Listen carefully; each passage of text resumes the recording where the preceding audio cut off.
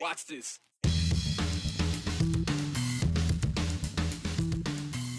Whether they deserve it or not, it's not an easy thing to do.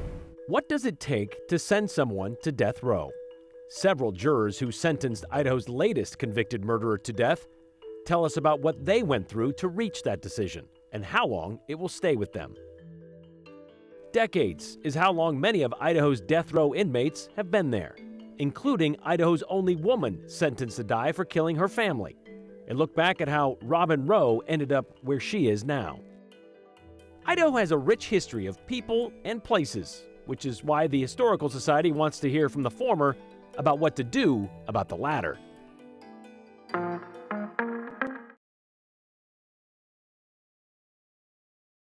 I'm not sure we're going to know the full impact of the trial for a while. I don't know when it's going to hit, what's going to hit. Is it going to be tomorrow? Is it going to be a week?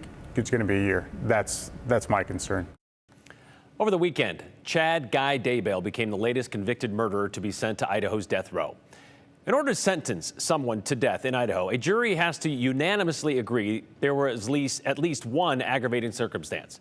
In the triple murder case of Chad Daybell, the same jury that convicted him of killing his first wife of nearly 30 years and two of his current wife's children, they had to then decide if that triple murder was, quote, especially heinous, atrocious, I should say, or cruel, or manifesting exceptional depravity, and if he showed an utter disregard for human life. All 12 jurors did that on Saturday after about 8 hours of deliberation. Well, today we're hearing from some of those jurors, 6 of the 17, about what it took to hand down that death sentence. They spoke with Abby Davis, who's been covering this trial since the beginning. What led you guys to decide that Chad was guilty? What were the deciding factors? The prosecution had an overwhelming amount of evidence. And we went through it. If someone had questions, we dove in, we found the answers, we found whatever supported where we were going, discussed, is there something that we didn't think of that would change our minds? So I'm very proud of the group that we had, that we did a thorough job and discussed everything. But as Roy mentioned, the prosecution put up a great case. And it made our decision, I don't want to say easy, but it pointed us in a direction pretty quickly. I know as an alternate, and we had talked about it afterwards, there was complete support for the 12 that were deliberating. So if the deliberating jurors were different, it wouldn't have mattered. Wouldn't have mattered. Not at all. As you were sitting there, did you guys get angry at points? I got very angry, especially the more you had the evidence of what emails he sent, what texts he sent, what he said about children that weren't even his, that he needed to raise the pain and turn up the dark. And it was like, this is unbelievable that this person is that much of a narcissist, to think he was the Holy Ghost, to think he was at the right hand of God. I just don't know how someone gets to that point. How hard was it to decide that he deserved death? That was probably the hardest part.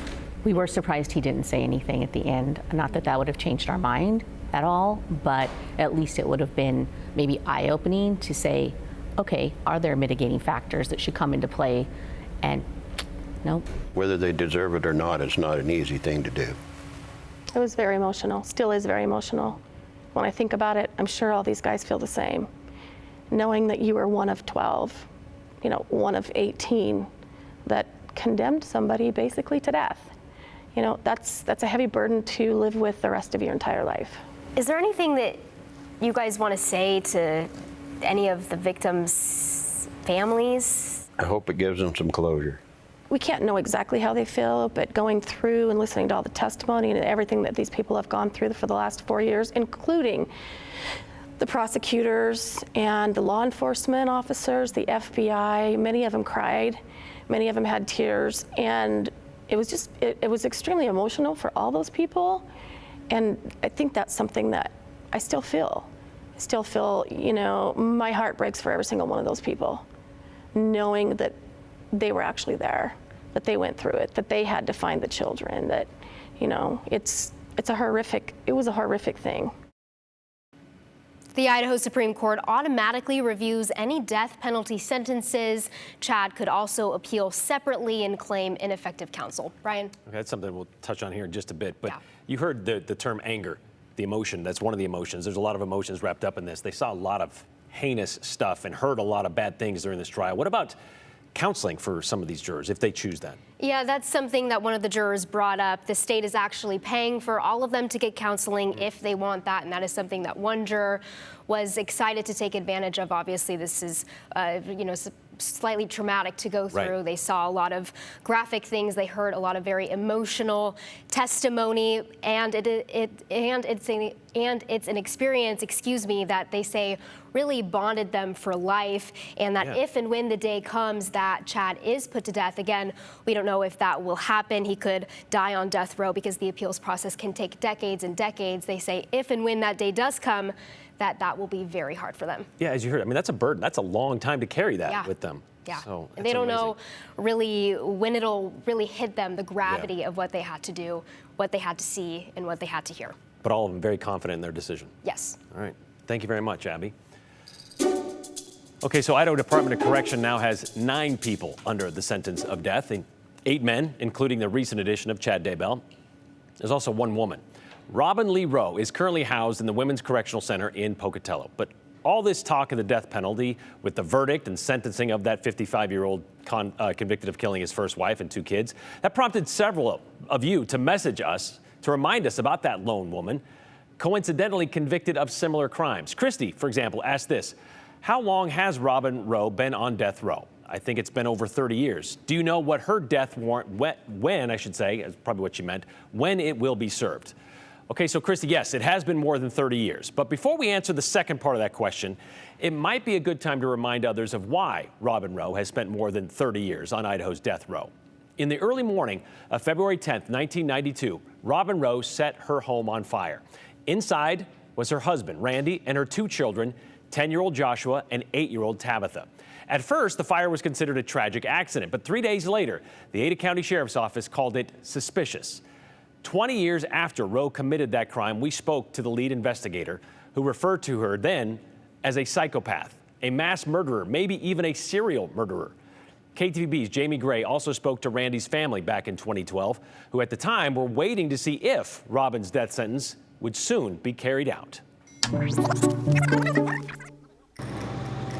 I can remember everything that happened and everything we went through. And I feel like the end has not come, or the justice has not happened. For 20 years, Chris Danielson has thought about February 10th, 1992. My mother had called and told me that my brother was dead. And I am like in shock, like, you gotta be kidding, you think this isn't true. Her brother, Randy Rowe, was murdered by his wife, Robin Rowe. Why she didn't see what she had and how lucky she was, I don't get it. It was the same fire that killed Robin Rowe's 2 children. There's Randy, Tabitha, and Joshua right there. Current Ada County Sheriff Gary Rainey was the lead investigator on this case. He made the arrest. This was probably the most premeditated, in some ways, premeditated for gain murders that I've seen. Robin Rowe had taken out life insurance policies, $250,000 just on her kids. For her, it was a matter of, would I rather have this money or would I rather have my husband and my 2 kids? And she's a sociopath, and so she could make the decision, I'd rather have the money. If you love your family and your children, you don't kill them. She makes the hair on the back of my neck stand up. That's how I feel about her. After 20 years of waiting, Danielson hopes Robin Rowe is executed for her crimes. I can understand them saying, well, we got to give her a chance or whatnot. Well, she didn't give them a chance. They didn't get 20 extra years on their lives. For me, understanding her personality and what she did, I think she deserves the death penalty. But every day up until that day, she's not able to manipulate other people. She's not able to get anything out of her web of lies. She's not going to kill any more children. And so she sits there 23 hours a day on death row and waits for that day to come. Then there's probably some justice alongside that. Well, former Ada County Sheriff Gary Rainey also told us he believes Rowe was responsible for the deaths of her other 2 children, a daughter who died in 1977 in New Hampshire and a son who died in a Northern California cabin fire in 1980. But Rowe was never caught or charged for either of those. Rowe was convicted of 3 first-degree murder charges in 1993 and sentenced to death by a judge, which is different than how it's done today, where death sentences are decided by a jury. And that's because in 2002, the U.S. Supreme Court ruled Idaho's judge decides death penalty policy. Well, that violated the 6th Amendment of the Constitution. However, prior sentences were kind of grandfathered in, if you will. But there was an attempt to stay Rowe's execution in 1998 based on a mental evaluation. And this is where another appeal came into play and why Robin Rowe remains on death row 30 years later. In August of 2010, attorneys for Rowe tried to get her triple murder conviction thrown out, saying she had a traumatic brain injury prior to the 1992 fire, a congenital brain atrophy made worse by her disruptive childhood, which hindered her decision-making abilities.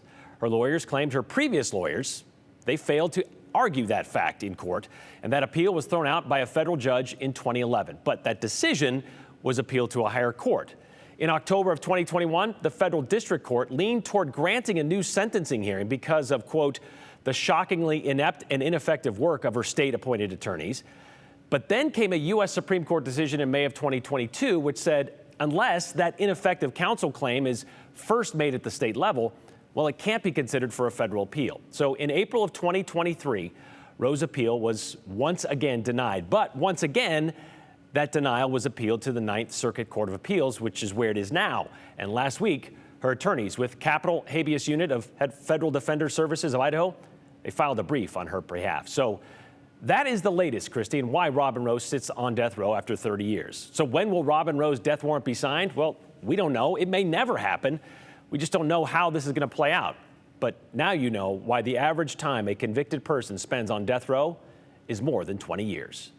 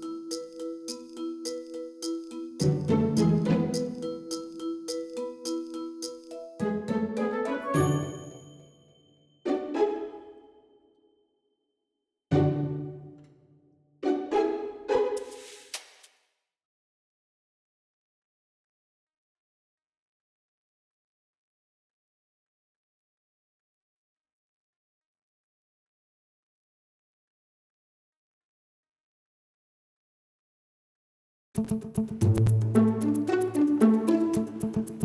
right, so how strongly do you agree with the statement, Idahoans recognize the state's historic properties through preservation and archaeological activities? Do you strongly agree, strongly disagree, or are you somewhere in the middle? Well, that's just one of the 26 questions on the State Historical Society's Preservation Plan Survey. And since the state has grown by about 250,000 people since the last time they did one of these surveys, well, they thought they'd get some new perspective on what you think the state already does or what it should do to keep historical sites intact for the future. So the question to you, Joe Paris, why is this planning part important? Yes, so at this point in the process of creating a big historical plan, the Idaho State Historical Society is asking you, the public, for input on how to update the Idaho Historic Preservation Plan. So what is that complicated plan? Well, it's actually not that complicated. It outlines the priorities and goals for the historic preservation for communities throughout the state of Idaho. And there are a lot of great individual groups and people that do that work. But one key responsibility for the state level group is distributing funding to local government partners and other places for projects and trainings to preserve Idaho. But they also want the community to weigh in. Coming up this week, Dan Everhart explains why. we need, not just want, we need Idahoans to participate in this process because it helps us better understand the interests and the activities that we want to program. So whether it's considering how best to allocate funding that we receive from the federal government, or what sort of resources to document where folks are concerned, where we think as a community we're losing historic places, or maybe where we think those historic places are safer. So, with all of that in mind, there's a special event coming up this Thursday, June 6th, from 5 to 6:30 at Tinner's Alley at the Avery Hotel. And it's a great location for a meeting, and it's a twofer because the historic Avery Hotel was recently renovated, and the Boise Landmark Hotel, it is worth checking out. So, in addition to the conversation about statewide work and really priorities that members of the community have, everyone is invited to take a sneak peek at a couple of the brand new hotel rooms there. It's crucial work, Brian, and I'm reminded by the Egyptian theater story where if a family in Idaho wasn't passionate about preserving something, it could have been wiped away. And I mean, it could just be a regular street corner now. True, and it is, looking into some of this stuff over the years, I didn't realize until I did that just because it's designated as a historical spot doesn't mean it can't be just torn down and blown up, but it does help people realize this is something we need to keep. So if there's something that's important to you and your family, or maybe you're just curious about learning about this, coming up on Thursday at the Avery Hotel. All right, thanks, Joe. We had several reminders last week on how dangerous, high, fast running water can be in Idaho. Multiple deaths over the last week in the Payette River, and police say they're still looking for 2 of those victims. Abby Wilt shares more details on that and other 2-8 news in today's 411. The Horseshoe Bend Fire Department say 4 people have died in the Payette River just in the last 7 days. They are still looking for 2 of the victims. Police say one is a 24-year-old man from Eagle who they believe drowned in the river Friday night around 7. Police say 2 men were jumping from rocks and a bridge into the river when the current became too strong. Police say the 23-year-old was able to swim to shore and get help, but the 24-year-old never surfaced. Search and rescue crews were out last night and all today, so use extreme caution if you plan to go into the river. 30-year-old Cade Mitchell Blackburn from eastern Idaho is in jail after police say he intentionally crashed into a car in a Walmart parking lot yesterday. The victims and witnesses told deputies that Blackburn crashed into their Tahoe, then got out of his car, yelled obscenities, and ran. The driver and a passenger of the Tahoe were taken to the hospital with significant injuries. Blackburn was taken into custody a short time later. He's being charged with 2 counts of aggravated battery, malicious injury to property, and leaving the scene of an injury crash, all felonies. Today is change day for Valley Regional Transit as they roll out their new bus network. It features improved bus routes, enhanced bus stop signs, better access to major destinations, and improved passenger amenities. Buses will also run more frequently on the high-demand routes, leading to shorter wait times. So take advantage now because fares are free this whole week. St. Alphonsus' new urgent care on 10 Mile and Meridian officially opens to patients tomorrow. You can visit the urgent care from 7 a.m. to 7 p.m. The opening follows St. Al's acquiring 2 urgent care centers from Salzer Health, which closed in March. St. Al's says the South Nampa location on Hawaii Avenue should be open in July. The results are in. Congratulations to Luis from Meridian for winning this year's St. Jude Dream Home. Kelly from Nampa won a 2023 Ford F-150. Cynthia of Meridian won a $10,000 shopping spree at More Furniture, and Heather from Nampa won Boise State Football Club seats. This year, you helped us raise more than $3 million for St. Jude Children's Research Hospital, where no family ever receives a bill for treatment, travel, housing, or food. And that's the 411 on the 208. I'm Abby Wilt.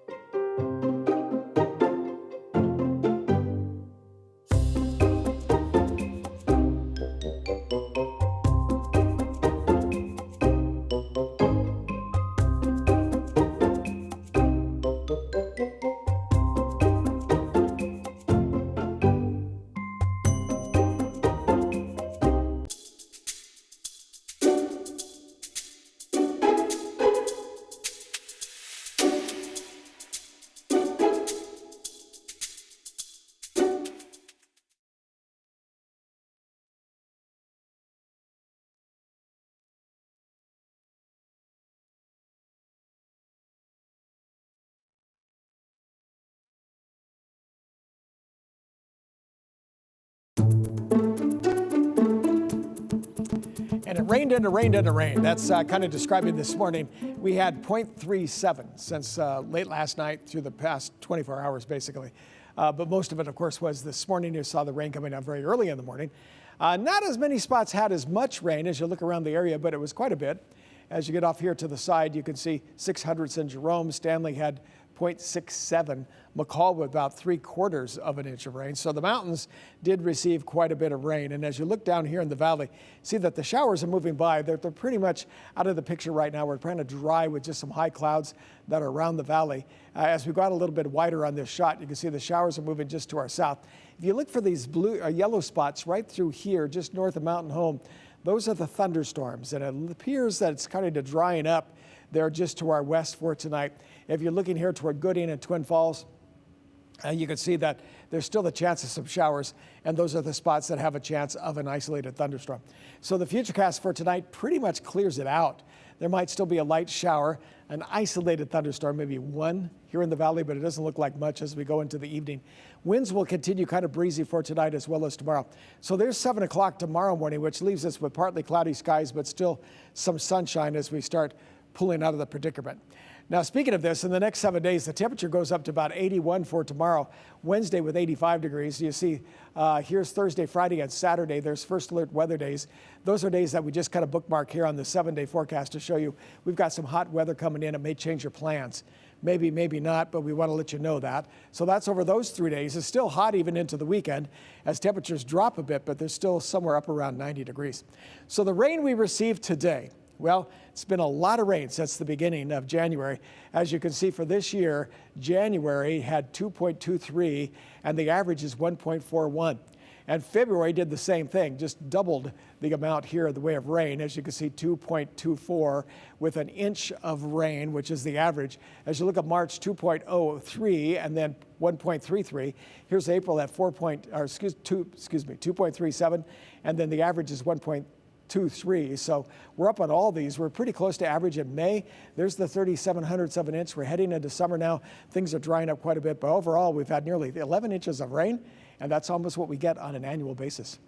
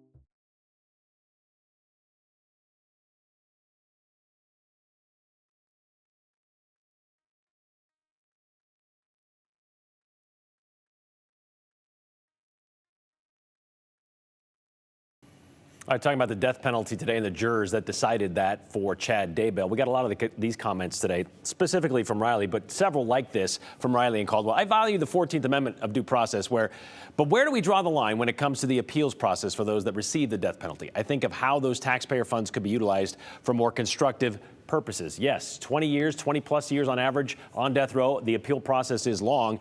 Like BL says, what is the point of the death sentence if it's never performed? Total waste of taxpayer money if death is determined by a jury of peers. Let's expedite these sentences and save Idaho taxpayers money and give the victims' families the closure they all deserve. Here's the thing with the death penalty. None of these people generally want to die, so they do what they can to not do that, and they appeal. There's that automatic appeal. Then they can appeal on a wide range of things, whether it's they had ineffective counsel in their cases, but they can appeal all over the place. Plus, there's all the hearings that they have to go to do these things. That takes years. There's a backlog of all this stuff, and there's not a whole lot of time that judges can do that. There's not just set aside just for that. So that's why it takes a long time. In November 1920, my great-grandfather was killed in a robbery. The killers were executed 2 years later in the electric chair. Well, Ken, I don't think that happened in Idaho, right? Because Idaho's never had the electric chair. Interesting, though.